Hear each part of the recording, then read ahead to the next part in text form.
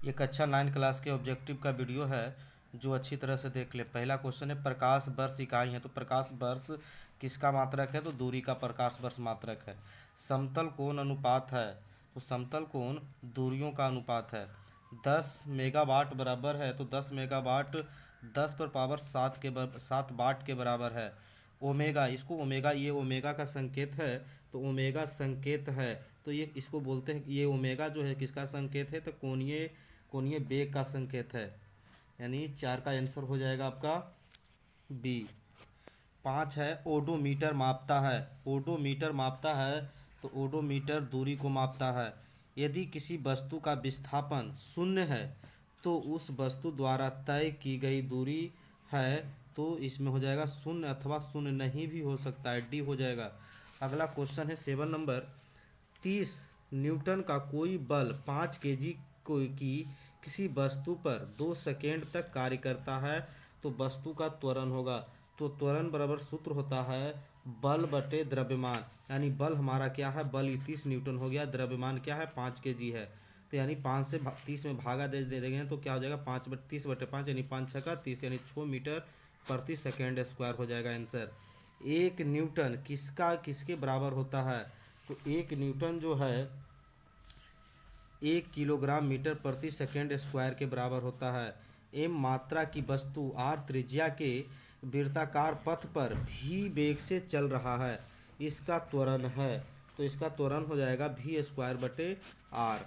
किसी वस्तु का जो भार होता है यहाँ हो जाएगा पृथ्वी द्वारा उस पर लगे आकर्षण बल के बराबर होता है, इसका आंसर हो जाएगा सी। 11 जब किसी वस्तु को विषुवत रेखा से ध्रुवों की ओर ले जाया जाता है तो उसका भार हो जाएगा, उसका भार क्या होता है? बढ़ता है। यदि यदि 2500 जूल कार्य करने में किसी मशीन को 5 सेकेंड समय लगता है तो उसकी शक्ति क्या होगा? तो शक्ति का सूत्र होता है शक्ति बराबर कार्य बटे समय, और शक्ति का संकेत होता है पी। इसको शक्ति को बड़ी पी से सूचित करते हैं, और कार्य का संकेत होता है डब्ल्यू यानी वाट होता है। यानी शक्ति बराबर हो जाएगा कार्य बटे समय, यानी 2500 को 5 से भागा देंगे तो 500 आ जाएगा। तो 500 बराबर क्या हो जाएगा? ये इसका 500 इसमें तो है नहीं, तो यानी 0.5 के डब्ल्यू बराबर होता है, यानी ये हो जाएगा 500, यानी इसका करेक्ट आंसर हो जाएगा डी। अगला क्वेश्चन है छत पर दौड़ते हुए बालक में है स्थितिज ऊर्जा एवं गतिज ऊर्जा। अगला क्वेश्चन है 10 किलोग्राम द्रव्यमान का एक पिंड 10 मीटर की ऊंचाई से स्वतंत्र रूप से गिरता है, तो जमीन पर पहुंचने के समय उसकी गतिज ऊर्जा होगा। तो इसको क्या हो जाएगा? इसको गुना किया जाता है 10 गुने 9.8 इंटू 10 गुने cos 0, यानी इसको गुना करेंगे तो हो जाएगा 980, यानी 980 जूल के बराबर हो जाएगा, यानी इसका आंसर हो जाएगा सी। पौधे द्वारा किए गए प्रकाश संश्लेषण में परिवर्तित होता है, तो इसका करेक्ट आंसर हो जाएगा प्रकाश ऊर्जा रासायनिक ऊर्जा में। अगला क्वेश्चन है ब्रह्मांड की कुल ऊर्जा प्लस मात्रा नियत होती है वो कहलाता है, तो इसका होता है ऊर्जा संरक्षण नियम कहलाता है। ब्रह्मांड की कुल ऊर्जा मात्रा नियत होती है वो ऊर्जा संरक्षण नियम कहलाता है। अगला क्वेश्चन है 17 नंबर। हमारे आसपास उपस्थित पदार्थ कितनी अवस्थाओं में होता है? तो हमारे आसपास उपस्थित पदार्थ 3 अवस्थाओं में होता है, यानी ठोस द्रव गैस। कणों के बीच का आकर्षण बल किसमें सबसे अधिक होता है? तो कणों का जो आकर्षण बल होता है वो ठोस अवस्था में सबसे अधिक होता है। किस अवस्था में अणुओं की ऊर्जा सबसे कम होती है? तो ये द्रव अवस्था में अणुओं की ऊर्जा सबसे कम होती है।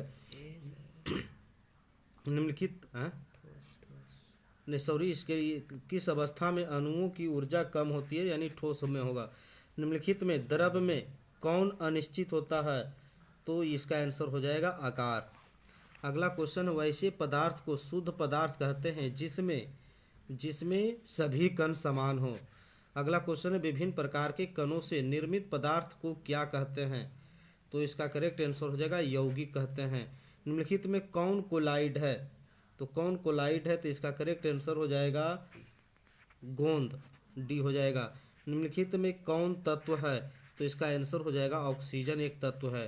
परमाणु द्रव्यमान इकाई है, तो परमाणु द्रव्यमान जो है कार्बन 12 परमाणु के द्रव्यमान का ब्रह्मा भाग, यानी करेक्ट आंसर ए होगा।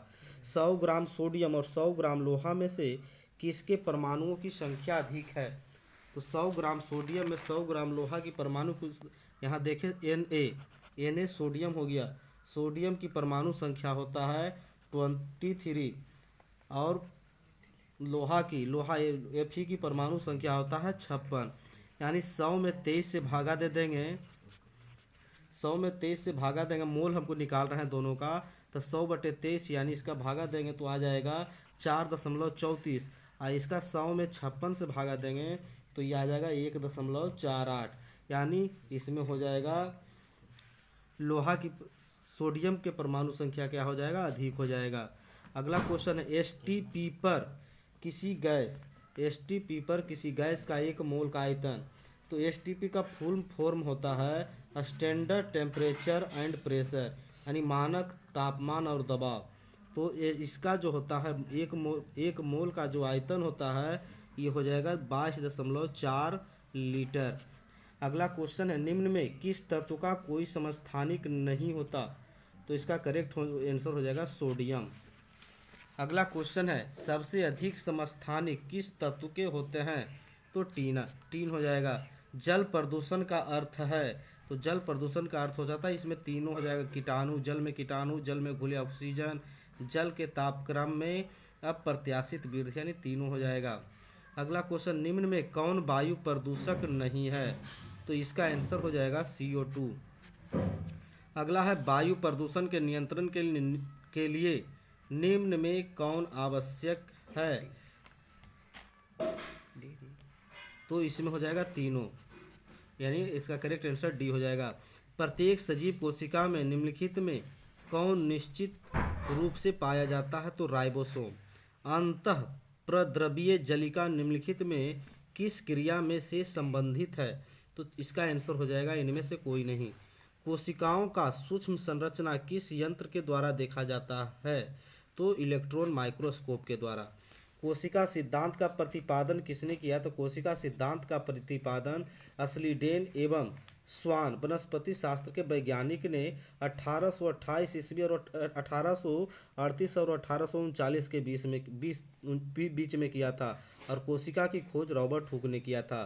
कौर कैम्बियन का उदाहरण है, तो कौर कैम्बियन का उदाहरण पार्श्व विभेद्योतक है। अगला है इनमें से किस पदार्थ में एरेन काइमा पाया जाता है? तो इसका करेक्ट आंसर हो जाएगा लवण युक्त वातावरण में पाए जाने वाले पौधे। अगला क्वेश्चन है इनमें से कौन ऐसा सरल यांत्रिक ऊतक है जिसमें लिग्निन नहीं पाया जाता है? तो कॉलेन काइमा। अगला है पौधे में सबसे लंबी कोशिका कौन है?